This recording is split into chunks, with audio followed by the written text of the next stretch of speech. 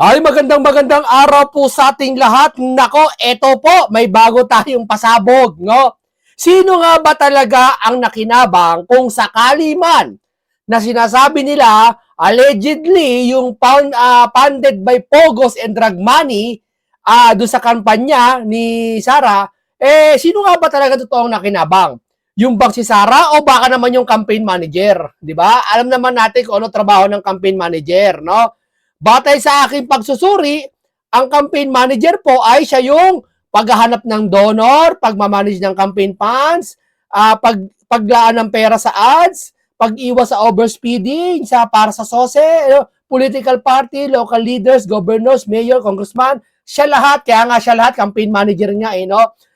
Siya din ang nag-organize ng strategies, media team, schedule, volunteer, security, logistic, mga pagkain, lahat. Talagang ganyan ang campaign manager. Pag-approve ng speech, pag-manage ng media, paghawak ng crisis, local leaders, political party, ibang coalition partners, paghahanap ng donor. Di ba? Paghahanap po ng donor. Ngayon po mga kababayan natin, sino nga ba dapat sisihin? Naalala ko tuloy yung hindi, mamaya na lang pala. Yeah. O yun, BP Sara Duterte, 15th official ng OBP na DepEd sinampahan ng patong-patong na reklamo sa ombudsman. Hindi pala ito. Bakit ito nakuha ko? Hindi ito. Hindi, ito. Alam niyo mga kaibigan, hindi yan. Mali. Ngayon, sino nga ba totoong nakinabang sa kung sakaling allegedly ayon sa post ni Boss Dada, kilala naman natin, ito ang masaya at si Romualdez ang campaign manager ni Inday Sara noong 2022. Tapos kumukubra ng Pogo money for campaign. Martin, alam mo ba ito? Ang tatangan nyo, promise, bawiin nyo to. Nakakaawa kayo, di nyo kayo kaya ng mga DDS, magaling kami sagad. Di ba? Ito po, Sara Duterte's name ni Romualdez Bautista as her campaign manager. Ayon po sa ating pagre-research, hindi natin lang kung mali to, Ferdinand Martin Romualdez, siya ang primary campaign manager ni Sara Duterte, kabuang kampanya ng unity team ng BBM Sara noong 2020 election. At kasama dyan si Bautista rin, co-campaign manager. No? Ngayon, napagtataka lang ako, bakit ang daming sinisisi, ang daming sasalita, ang daming, ganyan si Sara, ano Sara? Ikaw pala, drug money pala, pogo money pala. O ngayon, ba't yung diadawit yung campaign manager? Ibig mo palang sabihin, yung artista may hawak na manager. Lahat ng event siya, lahat ng mga pagnanalo yung talent ng artista, di ba may kinalaman ng manager? Sisisihin nyo, manager o yung artista? Kayo naman. Di ba? Halimbawa, yung artista nanalo siya, no? Nanalo siya bilang Best Talent Award, ganyan. Sino tatawagan mo? Manager, di ba? Hindi, ayun ang pagkakaunawa ko. Ngayon dito, mga kababayan, wala nagsasalita kundi kay Sara lang, mga DDS lang. Hindi nila naisip yung campaign manager. Hindi galing to kay Boss Dada to yan At na-search ko rin talaga, search nyo, sino ang campaign manager ni Sara noong 2022? Tingnan nyo pangalan. Para sigurado naman kayo naman. Di ba? Huwag kayo kasi basta-basta nahuhuli tuloy kayo no? Ngayon, pakinggan po natin itong ayon kay Trixie po. Ito, abogado to. Magaling na abogado to, no? Pakinggan po natin siya, no? If his testimony, totoo yan. However, in the absence of corroborating evidence, he still has to prove. Kumbaga, these are bare allegations. Ibig sabihin, nang-aakusa siya, pero wala siyang ihinandog na o inoffer na kahit anong evidence to corroborate his statements. Merong mga lumilitaw na pictures niya nakasama, one picture nakasama niya si VP Inday during her inauguration, pero may theory si Miss Sas, Wagando Sasor, at sinasabing paano maglalapit ng ganyang kalapit ang isang tao who was allegedly a fugitive from justice during that time. Kaya nga, kung sakali talagang fugitive siya, paano magpapapicture kay Sara yan? Diba? Tama naman Bakit? Tanong, bakit binakumakarta picture? Isa lang naman, yung naka-green si Sara, Pati siya, nagpa-picture na naman. Isa lang, asal ilabas niya. Sinasabi niya di ba, yung Madriaga, marami daw picture, mahilig daw mag-picture tong mamang ito. Mahilig daw mag-picture nung panahon daw ng mga et cetera, panahon pa ni Tatay Digo, may mga number daw siya. Ilabas mo kung sa marami ka nagpa-picture. Ang nakapangataka, bakit yung Facebook account mo, dini-activate ata o nawala? Bakit? Ayaw masilip? Bakit? Baka kikita doon, walang picture ni Sarah, iisa lang, tsamba lang, isa lang ibig sabihin nun. Baka nagpa-picture ka lang eh. Di ba? O, alabas mo. Di ba? Sabi ni Ma'am Trixie, yung ebidensya ang pinakamatibay, yung wala ka. Di ba? Kinukumpara nila kay Gutesa. O, ngayon, si Gutesa, naunawaan nyo na naunawaan namin. Siya sabi, tanim witness din kayo, gano'n. Mali. Mali po. Si Gutesa, nagsasalita doon, may affidavit din, di ba? Tulad ni Madriaga. Si Gutesa, sinusuportahan doon sa Senate hearing ng mga nagpapaimbestiga, ibig sabihin. Ibig sabihin, napatunayan bandang huli, si Saldi. Di ba, lumabas? Yung bagman, yung nagdala doon ng pera, sino ba kasama ni Gutesa doon? O, saka, ang kay Gutesa, hindi iniimbestigahan. Biro mo, pinapatawag mo na si Gutesa bago yung investigasyon. Di ba? Yun ang pinagkaiba nila. Si Madriaga, kahit ako gumawa ko ng statement pasamain ko si ganito Di ba? May maniniwala Pero dito dapat naglabas siya ng konting mang ebidensya. Wala nagsalita lang siya Nakakulong ako. Magka-affidavit ako. Ito si Sarah, may bagman. Ito, nagdala ng gantong pera, ganito. Galing sa Pogo. Asan ang ebidensya? Asan ang mga text messages? Asan kay Sarah? Asan? Sige nga, napakadali, di ba? Yung kay Gutesa pati kay Saldi ang iwasan nyo. At yun ang atupagin nyo. Okay. Pangalawa, yung mga sina Colonel La Chica at yung ibang mga nasa PSG na supposedly dapat nakasalamuhan niya during the time na kiniklaim niya na siya ay nag-aayos ng VPSG o yung security ni VP Inday, sinasabing hindi naman siya kilala. So, again, right now, hindi masyadong nagigain ng traction yung akusasyon ni Mr. Madriaga o mga akusasyon ni Mr. Madriaga because aside from the statements made by people that he allegedly mentioned, that he mentions in his affidavit, katakat ka din na halos lahat ng mga issue kay VP Inday ay tinutuhog niya. Oo nga yun na nga ay tinutuhog niya di ba? Ito tanong, ma'am. Sino ba talaga campaign manager ni Sarah? Di ba dapat, hindi ko pinibintahan si Romualdez tanongin na naman, Romualdez, baka may kinalaman ka dito. Bakit si Sarah tatanungin? Di ba dapat yung tungkol sa eleksyon, kung napunta doon sa eleksyon, dapat yung campaign manager tatanungin? Di ba? Tama, mali. Ibig ko pala sabihin, si Sarah lang tatanungin, si Romualdez hindi tatanungin? Unfair yan. Yan na naman kayo Diyan na naman kayo sisimula Yung mga gusto nyo ng taong gusto nyo ipitin, pero yung mga ayaw nyo tanungin, ni imbitahan sa Senate o saan mang lupalop imbitahan, ayaw nyo. Tapos laas nyo mga ganyan. Di ba? Confidential funds, corruption. So para mag-lead dun sa joint accounts, di umano, ni VP Inday, dun sa kanyang, with her father. Of course, hindi naman malalayo na isama din yung kaso na final laban sa kanyang asawa tungkol sa mga magnetic lifters sa customs. Kung matatandaan natin, in 2018 pa lang, i-dismiss na yung kaso na i-final ni Sonny Trillanes laban kay Kong Pulong at kay Attorney Man Scarpio. Pero last year, 2024, ni-refile ni former Senator Trillanes yung kaso na yun. And suddenly, may mga trolls na. Suddenly, kinukuha na kung ano-ano na ang sinasabi ng mainstream media, sabay-sabay. At kung magsalita sila, as if totoo na. Ano bang ginawa ni Sarah sa inyo? Ba't ba nagkakaganyan kayo? Ano ba? Di ba? Sino ba? Sige, ito magpaparamihan muna tayo Sino ba mas marami nagagawang kasalanan ngayon? Yung 125 million impeachable ni Sarah, yung 600 million, o yung billion, trillion pang umabot? Ba't di binabakbakan yan? Sige nga. Puro, yung umamin si Saldi, yung mga vlogger ng BBM, tamang bakbak. O ano ka ngayon? Labas mo yan. Labas mo. Saldi, labas mo. Kasi umamin na yung tao. Pero yung maliban doon, nag-boundary na sila. Binoundary nila sarili nila. Hindi nakakarating kay Saldi na lang. Pero sa big fish, ayaw pa rin nila matukoy. Ayaw pa rin nilang tukuyin. mga dumaan dun sa period na GMA is getting the position of so and so, chu, ganyan, ganyan. Wala. So, what does this smell like to you? For me, it smells like a very badly done media operation. It's a communications operation. Sabi ng iba, para bawas-bawasan yung apoy.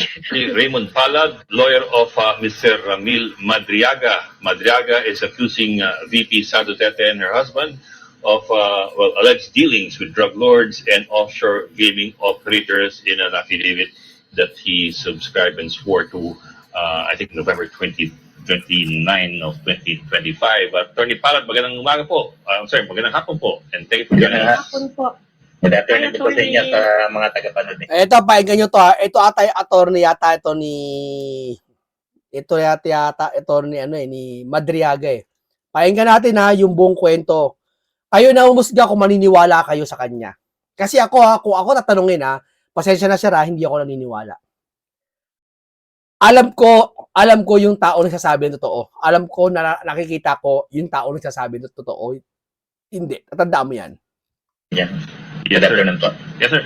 Sir, to begin with, sir, can you give us a status of Mr. Madriaga before anything else? Exactly what is his status now? Where is he? And what is his condition? As of now, nakadetain siya sa Annex 2 sa Bikutan, facing the kidnapping case sa RTC Manila. Hindi pa siya convicted na sa prosecution sa evidence ko yung case niya daw. So he is currently in jail Yes. with a pending court Apo. case for Actually, kidnapping. ito yung second case niya sa kidnapping, di ba? Tama po. Yung una na-acquit na siya ron eh. I think that was 1997. Tapos ito pong case na to, I think na-detain siya 2022. 2023, sir, I think. Yeah. July 23. Pending. Yeah, pending pa siya na. 2023. Yes, sir. Yes, sir. But sir, I've scanned through the affidavit that he subscribed and swore to. What exactly do you want to establish with the affidavit, or what is the intention of the affidavit? Well, before we prepared yung affidavit na yon, we asked him to write mismo sa piece of paper yung kanyang mga nalalaman doon sa sinasabi niyang mga pogo money, mga drug money, and other irregularities nung panahon ng panunungkulan niya doon sa team ni VP Sara at ni former President Duterte. Dahil binabanggit, attorney, ba't yung binanggit yung campaign manager? Bakit? Di ba sinama ni Madriaga sa yon? Doon sa statement niya? Bakit? Ano ba?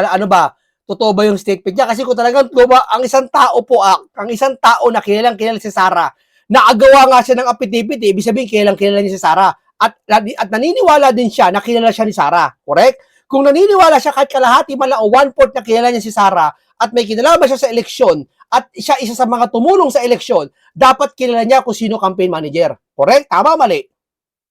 Diba? At kung kilala niya, dapat kasama sa affidavit yung campaign manager. Eh kaso hindi sinama. Ano ibig sabihin? Ano ba? Scripted ba yan?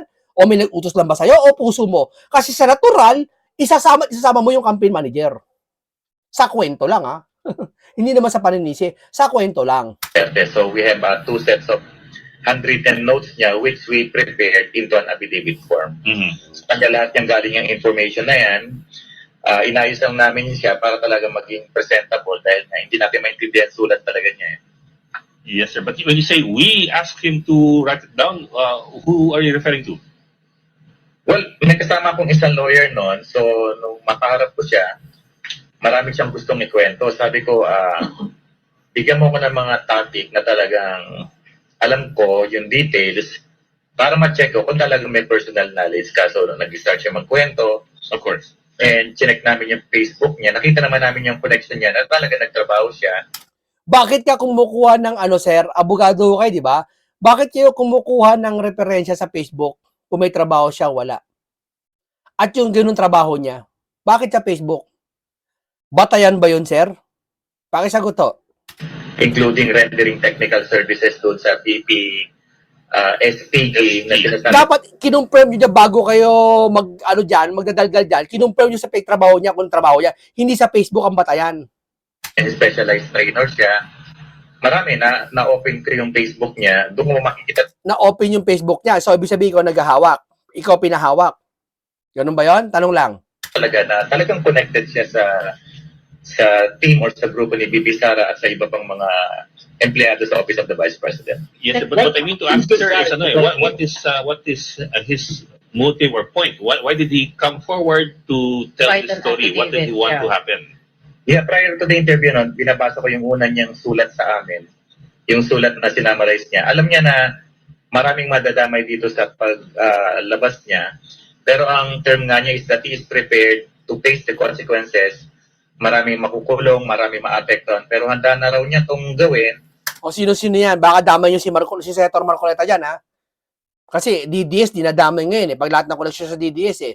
Baka idamay nyo si Senator Rodante Marcoleta dyan, ha? So, dyan sa kalokohan na yan. Para mailabas niya yung mga nangyari sa kanya at magkaroon din daw ng justice doon sa pinaglalaban niyang kaso na i-file niya kay former spokesperson Attorney Roque. So kasi ito nagsimula Sir, natin. Attorney, I'm so sorry. Apa. Hindi ko sure if naiintindihan niyo po yung tanong niya. Ano po yung motibo? What is the motive for writing the affidavit? What does he want to happen? Yeah, actually, yan din ang tanong ko sa kanya. Anong mapapala mo rito no, sa ginagawa mo? Sabi niya, wala akong hiningin kapalit dito. Attorney, tulungan mo lang ako doon sa kidnapping case. So, i-represent mo ko ng free. Tapos, gusto ko kasing umundar yung kasong natulog sa ombudsman na ipinel niya kay Attorney Roque and other people regarding doon sa Wala siya ibang layunin, ha? Kundi yung kaso lang niya kidnapping, ha? Pahinga nyo, ha? grabbing activity sa Bataan na supposed to be gagawin natin Pogo Township. Ang feeling niya, napabayaan siya, inabandona na siya ng mga taong tinulungan niya. Kapal ng mukha pagmumukan, napabayaan ako, feeling ko na abandona ako. Sino ka ba? Ha? Ang daming tumulong kay Sara. Ha? Alam mo ha, tumulong kay Sara napakadami, gumastos pa ng milyon. Ha? Ha? Pero hindi sinumbatan si Sara. Bagkos, siyang, para kay Senator Rodante Marcoleta, tutulong kami sa Senator Rodante Marcoleta, pero yan ay utang na loob, hindi pera. Kundi, yung kababayan natin, ikaw nang bahala. Yun na lang kabayaran eh. Halimbawa, ako, tutulong ako kay Sara, bibigyan ko na 10 milyon. Halimbawa, o Sara, pang-campaign mo to, ikaw na bahala. Pang-tarpulin mo, dagdag mo yan, 10 milyon, malaki-laki din yan. O, ano sabi ni Sara, anong kapalit nito? Wala, tulungan mo na yung taong bayan, mamamayan natin. Sapat na yung bayad ka na sa akin. Tapos, hindi yung tinulungan ko kayo, ibig sabihin, tulong palang ginawa mo, hindi tulong yon. Ha, ang tawag doon, nanghihingi ka ng bayad, hindi yan tulong. Tandaan mo, hindi yan tulong. Ha? Investment yan. Ginagawa mo. Di ba? Ako, pag tutulong ka sa tao, huwag kang hihingi ng kabayaran. At pag ikaw na wala na mantala ako, pasensya ka, tumulong ka eh. Di ba? Kaya nga naaasan ako sa mga magulang na nung araw, lakas ko kumita, tinutulungan ko lahat ng kamag-anak ko. Yung ngayon ako naghirap, walang tumutulong ka isa sa akin. Mali yun. Wala namang nagsabi, tumulong ka sa mga kamag-anak mo eh. Dapat tinulungan mo muna sarili mo bago sila. Tama, mali. Tapos sisisiin mo sila. Tinulungan mo. Tapos sabi mo, sinumbatan ka. Mali yan, mga ganyan. So alam mo yung galit ni Madriaga na ang dami kong ginawa sa inyo mga confidential matters. Kahit maraming ginawa siya, walang problema doon. Yung tulong niya, hindi para ipanumbat niya ngayon. Tatampo pa siya. Pick ng pera, delivery ng pera. Tapos, nung dinimanda siya ng grupo ni Attorney Roque, hindi daw siya tinulungan ni BP Sara. Yun, masamang-masama talaga. Okay. Ay, hindi, ano kung di tulungan? Bakit? Ikaw, sir. Halimbawa, allegedly, talaga totoo yung kidnapping. Tutulungan ba yan? Mag-isip-isip nga kayo mga nakikinig.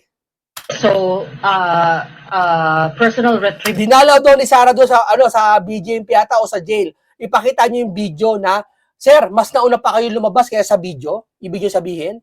Mas nauna pa kayong lumabas pati affidavit kaysa doon sa ebidensya? Ganun ba yun, sir? Unang yan. Mas maganda ba, di ba, mas maganda sabay? Lumabas kayo, pakita niyo video. Ano yung nireserva niyo? Hindi ikaw yung si Madriaga.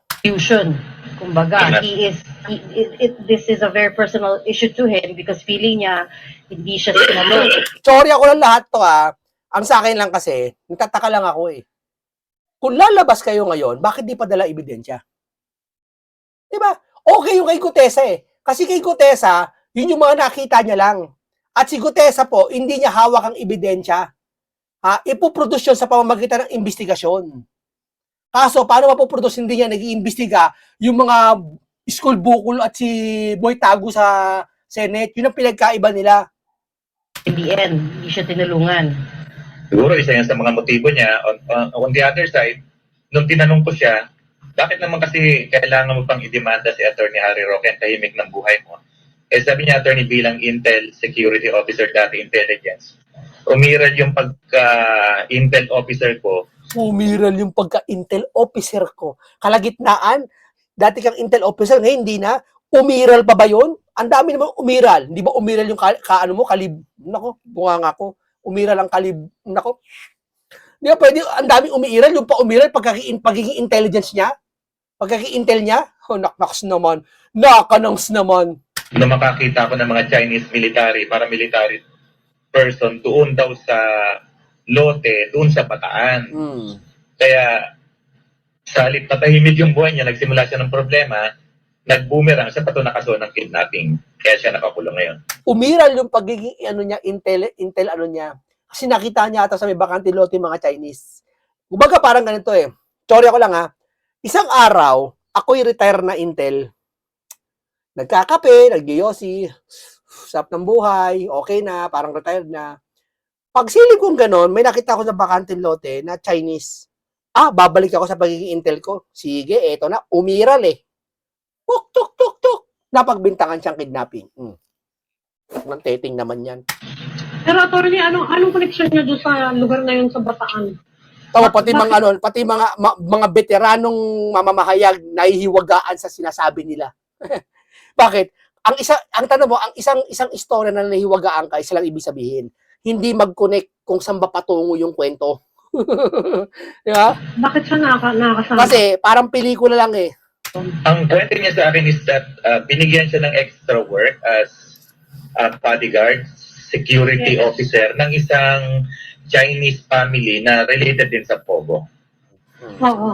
So extra income yon. Then later on, nung nakita niya na may mga parang Chinese-looking person doon sa lote na yon, I think 47 hectares yun, nagkukuha siya ng picture, then nag-file siya ng kaso sa ombudsman. Doon na nagsimula yung problema niya. At later on, inakusahan siya ng pamilya ang binabantayan niya ng kidnapping at ang naglo-lawyer, private prosecutor, yung law office ni Attorney Roque. Doon na nagsimula yung problema nila. So nag-aaway-away actually, yung dati niyang amo, saka yung kliyente ni Harry Roque. Yun ang pinagmulan nun. Yan ang pinagmulan po nun ay yung pamilya kung saan siya nagpa-bodyguard, yun ang nagreklamo ng kidnapping, tapos ang nag-represent doon sa victim, si Attorney Roque. And then nung... Bakit siya nag-file kay Attorney Roque ng reklamo? Kasi meron daw siyang mga nakita mga Chinese paramilitary doon sa lote, kung saan gagawin parang Pogo Township yung lote na yon. Pogo, oo. Yes, umiral yung pagiging makabayan daw niya. Umiral yung pagiging makabayan niya, no? Makabayan. Uy! Isang araw, naglalakad si Juan, hindi na siya makabayan. Ayaw na niya. Nung isang araw, umiral ang makabayan niya.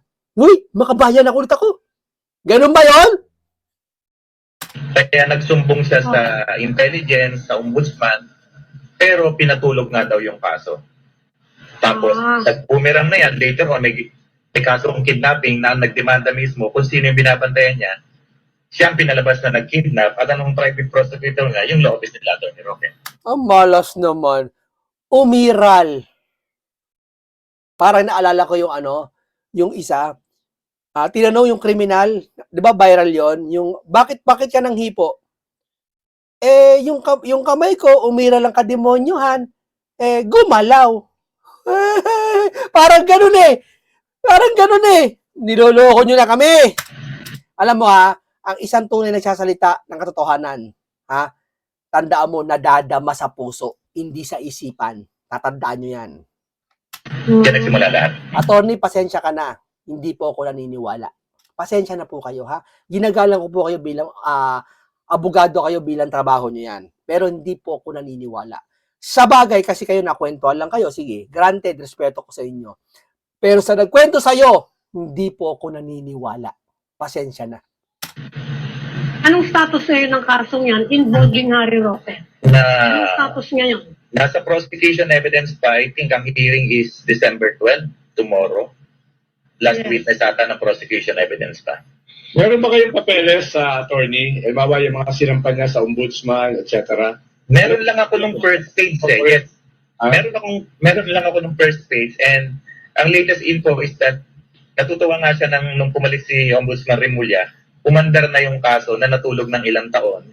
Naglabas na ng subpoena at nire-require na yung mga respondents to file their answer doon sa tinimanda niya. Meron nakapile ngayon sa Ombudsman. Siguro after this interview, I can send yung first page ng demanda niya. Saka yung Pero subpoena. kailan ba niya final yung unang-unang complaint niya? Anong taon niya? Hindi ko masisyon, hindi kasi akong lawyer ng Kasi type yung na yun. Pogo, nag-umpisa yan nung panahon lang ni President Duterte. Definitely, bago siya nakulong nung nagsampa siya ng kaso sa kidnapping, sa ombudsman na pinatulog daw. Ah. Pero attorney, if I may, let me get now down to the brass tacks dun sa affidavit na pinirmahan niya noong November 29. 29. Yeah, 29. He had several assertions in his affidavit. I'm wondering if you can prove these assertions kasi among them, sinabi niya, may dinalang 2 sasakyan ng debt and bag ginamit containing several duffel bags of up to 30 plus million each. And these were distributed to various places, Laguna, isang comedy bar, pati sa office ng ombudsman. Yes. Does he have anything with which to prove these allegations or assertions? Whether it's photographic or video or I don't know, GPS time links, anything that could back this up. Actually, tinanong ko rin po yan. Ang sabi niya, lahat ng operation na ginagawa niya to, kumukuha siya ng mga pictures using his cellphone. Pero nung maaresto siya, doon sa kaso ng kidnapping, 3 mobile phone niya, kinumpis ka ng mga pulis at iyon nakasurrender sa RTC Manila. Na hanggang ngayon, hindi naman siya ginamit ng prosecution as evidence to prove yung relationship sa kidnapping. So, darating yung time, mabubuksan natin yung mobile phone na yun at siguro Anak ng teting naman, oh. Ano ba yan, sir? Pag nagtanong yung tao sa'yo na hinanapan ka ng ebidensya, ibabato mo sa mobile phone? Parang ganito eh. Sinabi ni Edgar sa akin, siya daw, ako daw ang pinakamagaling dito at yun ang pumatay. Asan si Edgar? Patay na eh. Parang ganun eh. Siyempre, hindi namin mabubuhay si Edgar. Di ba? Parang ganun eh. Asan yung phone? Cellphone. Na punong-puno ng picture ka mo, hindi man lang siya nakapag-picture kay Sara Duterte, yung kaisa-isang nagbabiral lang ngayon, naka-green si Sara. Di ba? May naka-green si Sara ng parang barong na green. Tapos may picture si Madriaga. Yun lang ba yung kaisa-isang picture? Wala nang iba. May video call daw na lumabas si Sara. Okay, granted, video call kasi campaign eh. Campaign, lahat makikipag-usap ang politiko dahil campaign eh. Wala na, yun lang ba yun? Wala ba nag-picture sila na nang nangangampanya si ganyan, magkausap sila, wala ba? kuha natin yung mga pictures na sinasabi niyang pag-iiwan ng pera sa mall, kung saan siya, kasi mahilig siya mag-picture, pati daw yung... Tama, mahilig mag-picture. Kung nasa RTC yan, yung cellphone na yan, o kinumpis ka yan, malamang hindi pa burado yan. Iaano na sa IT yan, dun sa papaayos, ipoprogram ulit, sasaksak, titignan lahat ng files niyan. Kung nandoon pa yung mga picture, mga number ni Sara, o ano mga activity nila doon para mas makakuha ng mas maraming ebidensya. Mga Chinese, Pero nasaan na? mga paramilitary sa loob ng Bataan property, may mga pictures daw siya nun. Oo. Sabi ko siyempre, madaling magsabi. Yung perang diniliver, wala ba siyang picture? Di ba sabi niya, madali siya mag-picture? Wala ba? Pero kailangan natin ng proof. Kaya lang masyadong mabilis yung pagkakataon ngayon. Yung phone is still in the custody ng RTC. Pero pag pumasok na siguro dito yung issue ng national... Tamo, sabi niya mismo pero mahirap mag-ano kung walang ebidensya. Nililito niyo tao eh. Security, baka masakpi na yan. Ma-forensic yan at makita talaga natin kung sino mga ka-text niya, kung kanino mga numbers ang nandoon. Ang sinasabi niya, lahat nitong mga sinasabi niyang mga numbers na to ni former President Duterte, naka-save sa kanya yan. Number ng iba pang mga nag-uutos sa kanya, yung mga text messaging nila nandun daw lang. Nasaan, sir? Saka hindi lang yan, makukuha sa yan, sa Intel yata, sa telecom company, makukuha yata yung lahat ng pinag-usapan eh.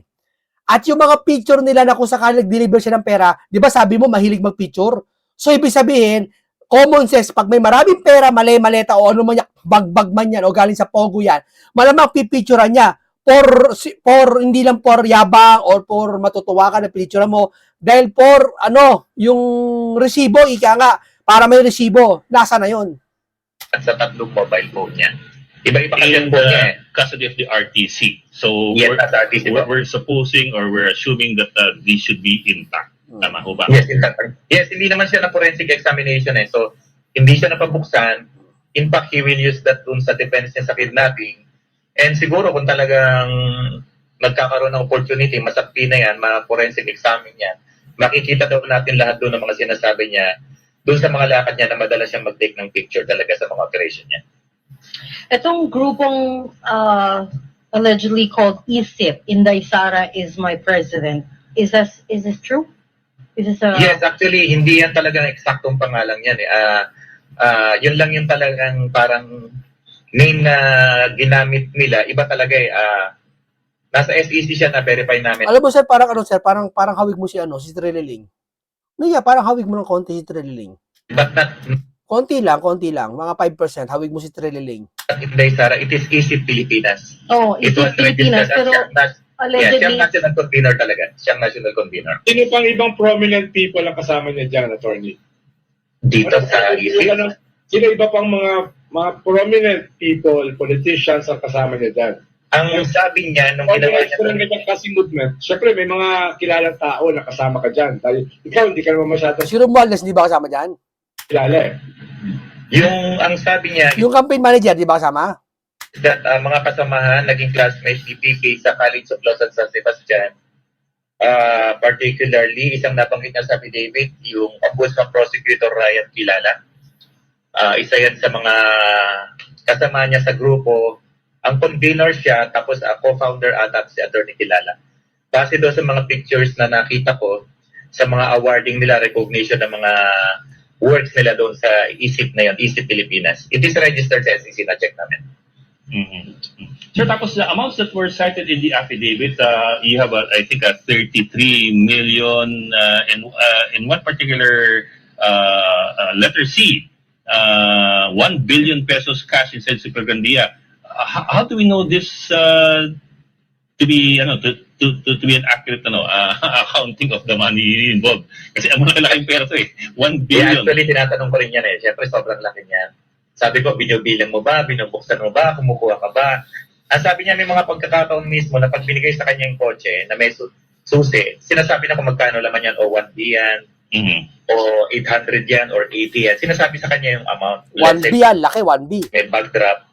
Kung iiwan niya sa mall, alam niya yan. At sabi pa nga niya, attorney, siyempre, intel naman ako, pag naglapag ako ng susi sa gulong, didistansya lang ako, titingnan ko kung sino yung kukuha. O nakikita ko, minsan mga tao ni BP, minsan related sa ombudsman. Basta, Nasa na ebidensya. Madaling sabihin yan.